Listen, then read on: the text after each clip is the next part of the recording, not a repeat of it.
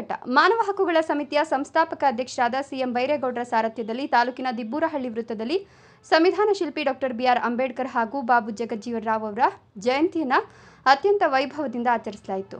ವಿವಿಧ ಸಂಘಟನೆಗಳ ಮುಖಂಡರನ್ನು ಒಗ್ಗೂಡಿಸಿ ಬೈರೇಗೌಡರು ಹಮ್ಮಿಕೊಂಡಿದ್ದ ಈ ಕಾರ್ಯಕ್ರಮವು ಸಾರ್ವಜನಿಕರ ಗಮನ ಸೆಳೆಯಿತು.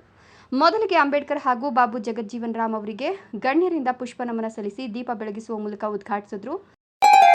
ಗ್ರೇಟ್ ಇಂಡಿಯಾ ಎಲೆಕ್ಟ್ರಾನಿಕ್ಸ್ ವತಿಯಿಂದ ನಮ್ಮ ಎಲ್ಲಾ ಗ್ರಾಹಕರಿಗೆ ಶುಭಾಶಯಗಳು. ನಮ್ಮಲ್ಲಿ ಎಲ್ಲಾ ಬಗೆಯ ಎಲೆಕ್ಟ್ರಾನಿಕ್ಸ್ ಮತ್ತು ಗೃಹ ಬಳಕೆಯ ವಸ್ತುಗಳ ಮೇಲೆ ಆಕರ್ಷಕ ಫಿನಾನ್ಸ್ ಸೌಲಭ್ಯದೊಂದಿಗೆ ಭಾರಿ ಡಿಸ್ಕೌಂಟ್ ನೀಡಲಾಗುತ್ತಿದೆ. ನಿಮ್ಮ ಮನೆಯನ್ನು ಮತ್ತಷ್ಟು ಸುಂದರಗೊಳಿಸಲು ನಗರದಲ್ಲಿ ನಂಬರ್ 1 ಶೋರೂಮ್ ಆದ ಗ್ರೇಟ್ ಇಂಡಿಯಾ ಎಲೆಕ್ಟ್ರಾನಿಕ್ಸ್ಗೆ ಇಂದೇ ಭೇಟಿ ಕೊಡಿ. ಗುಣಮಟ್ಟದ ವಸ್ತುಗಳು, ಉತ್ತಮ ಸೇವೆ, ರಿಯಾಯಿತಿ ದರಗಳು. ಇಂದೇ ಭೇಟಿ ಕೊಡಿ ಗ್ರೇಟ್ ಇಂಡಿಯಾ ಎಲೆಕ್ಟ್ರಾನಿಕ್ಸ್, ಅಮೀರ್ ಬಾಬಾ ದರ್ಗಾ ಹತ್ತಿರ, ದಿಬ್ಬೂರಹಳ್ಳಿ ರಸ್ತೆ, Sidlaghatta.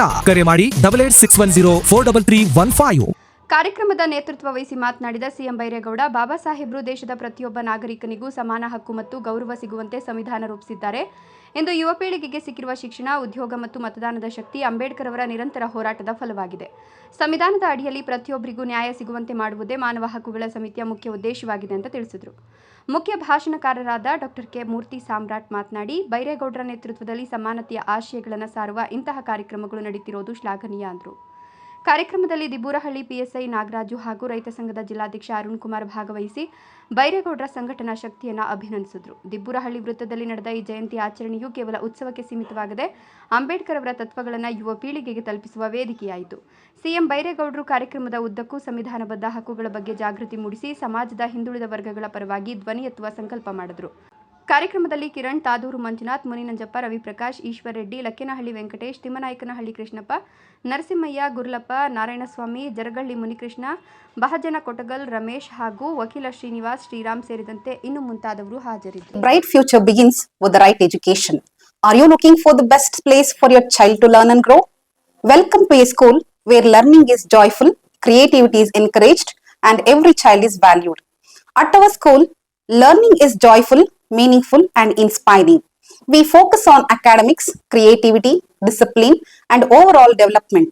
A safe and caring environment where every child shines. Admissions open for the academic year 2026-27 from pre-KG to grade 10th. Contact us 8618131401 for more queries. Enroll today. Build a bright future for your child at Sri Gadadri English Public School.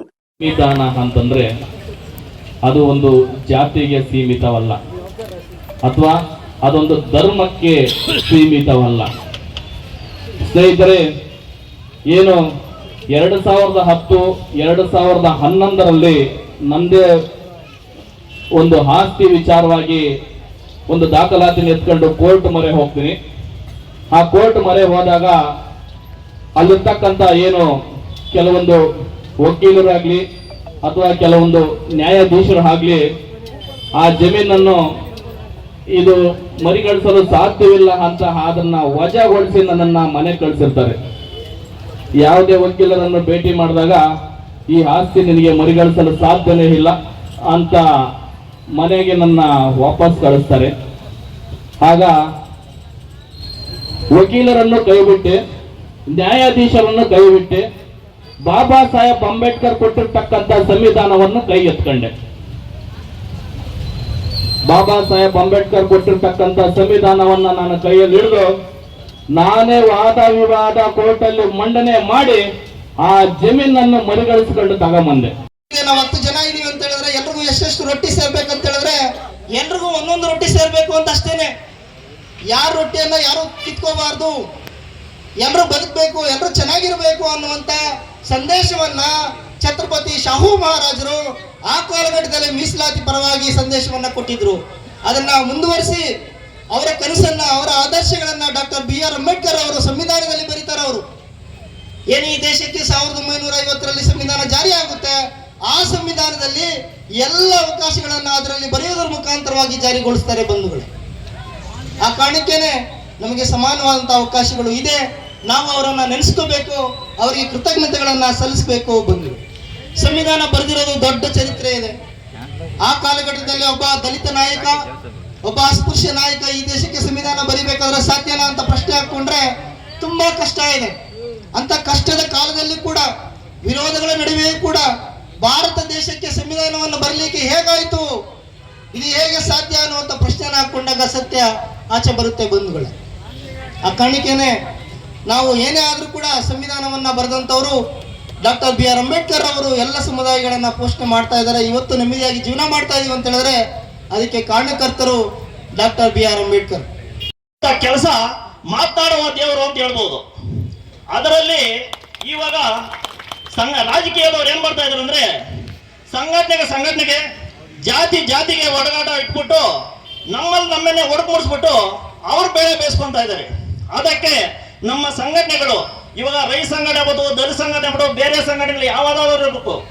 ಒಂದು ಸಂಘಟನೆ ಅಂದ್ರೆ ಒಂದು ರೈತ ಸಂಘ ಇರ್ಬೋದು, ಯಾವ್ದಾದ್ರು ಇರಬೇಕು. ಒಂದು ಸಂಘಟನೆಯಲ್ಲಿ 16 ಸಂಘಟನೆಗಳು ಉಟ್ಕೊಂಡಿವೆ. ಆ 16 ಸಂಘಟನೆಗಳು ಯಾರು ಮಾಡಿದ್ರು ನಾವು ಜನಗಳ ಸಹಾಯ ಮಾಡ್ಬೇಕಂತ ಬಂದವರು ಹೊತ್ತು ನಾವು ಬದುಕಬೇಕು. ಇದರಲ್ಲಿ ದಲಿತ ಸಂಘಟನೆ ಆಗ್ಬೋದು, ರೈತ ಸಂಘಟನೆಗಳು ಯಾರು ಇವಾಗ ಯಾರಾದ್ರೂ ಸಂಬಳ ಕೊಟ್ಟು ತೆಗೆದುಕೊಂಡು ಕೆಲಸ ಮಾಡೋವಂಥವಲ್ಲ. ಗೌರ್ಮೆಂಟ್ ಇಂದ ನಾವು ಜಾಬ್ ಕೊಟ್ಟಿರೋದಿಲ್ಲ. ಏನಂದ್ರೆ ಒಬ್ಬ ರೈತನಿಗೆ ಸಹ ತೊಂದರೆ ಆಗ್ತಾ ಇದೆ, ಒಬ್ಬರಿಗೆ ಯಾವ್ದಾದ್ರು ತೊಂದರೆ ಮಾಡ್ತಾ ಇದ್ದಾರೆ, ಯಾವ್ದಾದ್ರು ರಾಜಕೀಯ ವ್ಯಕ್ತಿಯಿಂದ ತೊಂದರೆ ಆಗ್ತಾ ಇದೆ ಜನಗಳಿಗೆ.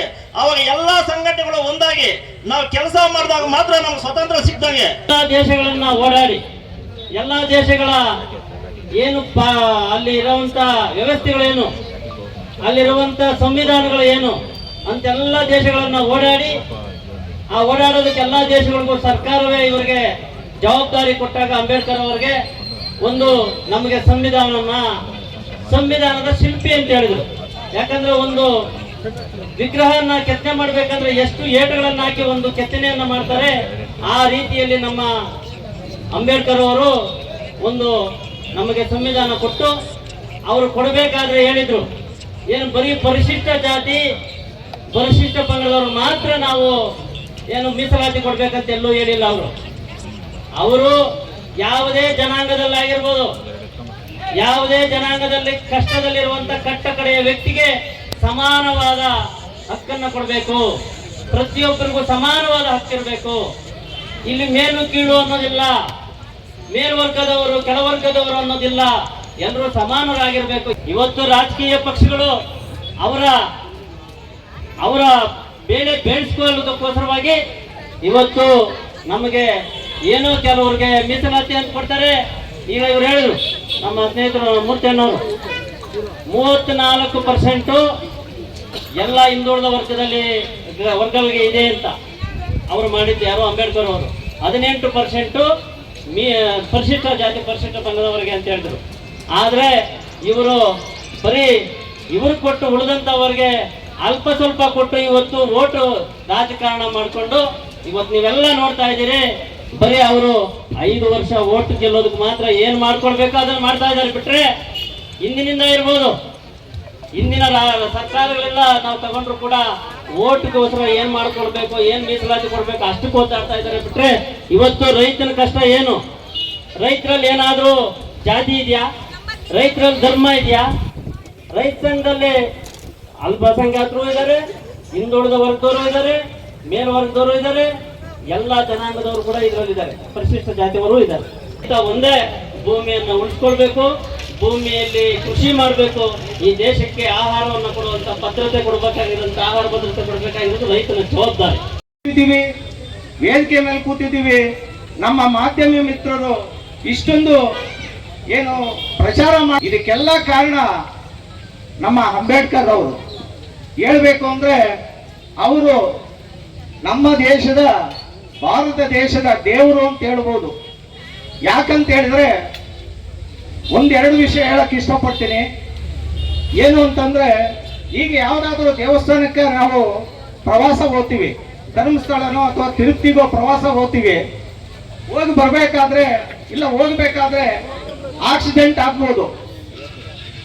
ಆಕ್ಸಿಡೆಂಟ್ ಆದಾಗ ನಾವು ಎಲ್ಲಿ ಹೋಗ್ತೀವಿ? ದೇವಸ್ಥಾನ ದೇವರ ಮನೆ ಹೋಗಲ್ಲ, ನಾವು ಹೋಗ್ಬೇಕಾಗಿರೋದು ಪೊಲೀಸ್ ಸ್ಟೇಷನ್ಗೆ ಹೋಗ್ತೀವಿ. ಯಾಕಂದ್ರೆ ಕಾನೂನು ಯಾರು, ಈ ಕಾನೂನು ಕೊಟ್ಟವ್ರು ಯಾರು? ಬಾಬಾ ಸಾಹೇಬ್ ಅಂಬೇಡ್ಕರ್. ಯಾಕಂದ್ರೆ ಈಗ ನಾವು ದೇವ್ರನ್ನ ನೋಡಕ್ ಹೋಗಿರ್ತೀವಿ, ಬರ್ತೀವಿ, ಆದ್ರೆ ಅಲ್ಲಿ ದೇವ್ರನ್ನ ನೆನೆಯಲ್ಲ. ನಾವು ಹೋಗ್ಬೇಕಾಗಿರೋದು ಪೊಲೀಸ್ ಸ್ಟೇಷನ್ಗೆ. ಯಾಕಂದ್ರೆ ಇದೇ ತರ ಎಷ್ಟೋ ವಿಷಯಗಳು ನಾವು ಎಲ್ಲಾ ಕಡೆನೂ ಏನು ಪ್ರತಿಯೊಂದು ಅವರ ತಲೆಯಲ್ಲಿ ಎಷ್ಟೊಂದು ವಿಷಯಗಳು ಎಲ್ಲ ಇಲಾಖೆಗಳಾಗ್ಬೋದು, ಇವತ್ತು ಎಲ್ಲಾ ತರದ್ದು, ಯಾಕಂದ್ರೆ ಕಾಲಾವಕಾಶ ಇಲ್ಲ, ಎಲ್ಲಾ ತರದ ವಿಷಯಗಳನ್ನು ಅವರ ಒಂದು ಅಂಕಿ ಅಂಶಗಳು ಎಲ್ಲಿ ಏನು ಲೋಪದೋಷಗಳಾದ್ರೆ ಯಾರಾದ್ರೂ ತಪ್ಪು ಮಾಡಿದ್ರೆ ಅದನ್ನು ವಿರೋಧಿಸೋದಾಗ್ಲಿ, ಇದಕ್ಕೆಲ್ಲಾ ರೀತಿಯಾದ ಕಾನೂನುಗಳನ್ನು ಸಹಿತ ಅವರು ಕೊಟ್ಟಿದ್ದಾರೆ. ಅಂದ್ರೆ ಇವತ್ತು ನಾವು ಅವ್ರನ್ನ ದೇವರಂದೆ ಇನ್ನೇನ್ ಅನ್ಬೇಕಾಗತ್ತೆ, ಆದ್ರೆ ನಮ್ಮ ದೃಷ್ಟಿಯಲ್ಲಿ ಅವರು ದೇವರೇ ಆಗ್ತಾರೆ.